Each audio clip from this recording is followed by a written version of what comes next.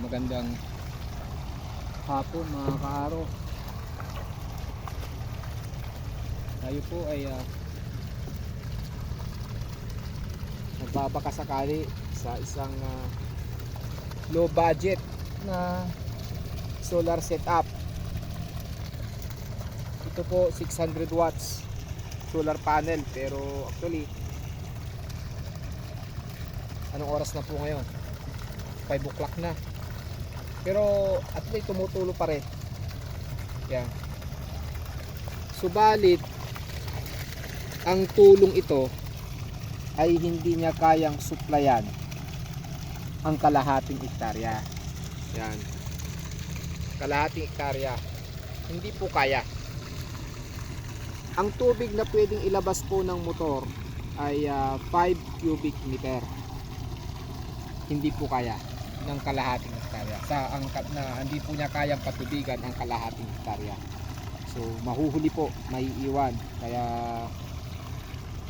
hopefully sa mga darating na araw lang, kasi baka hindi na kayang antayin ng palay ang tubig, ay mas mapalakas pa po natin ng mga 30 to 40 cubic meter per hour. Kasi po ito po ngayon, ang lumalabas na ito ay 5 cubic meter per hour. Hindi po kaya. So Jinko, Eurocar, salamat, pero hindi pa po kaya. Okay po, legit si solar, legit si submersible pump, pero mahina pa po sila. Okay, marami pong salamat mga kaarong magsasaka. Ito po ang technology na dapat natin pag-aralan para mabawas-bawasan ang ating gastusin sa patubig. Mahal bigla, pero may return of investment ka, sigurado po yan. So muli mga kaarong magsasaka, tiyaga lang po tayo, tiyaga lang. Yan, balang araw makakamit din natin ang isang maginhawang pagsasaka. Umasa po tayo. Tingnan nyo po itong aking kapitbahay.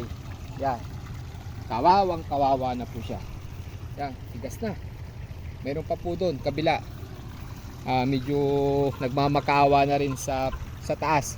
Sana daw po umulan. Yun, pero ito kahit pa paano may nagmi-maintain na kaunti, pero hindi pa rin po kaya. Muli po akong nagpapaalam mga kaarong magsasaka. Magandang hapon. To God be glory. Bye bye.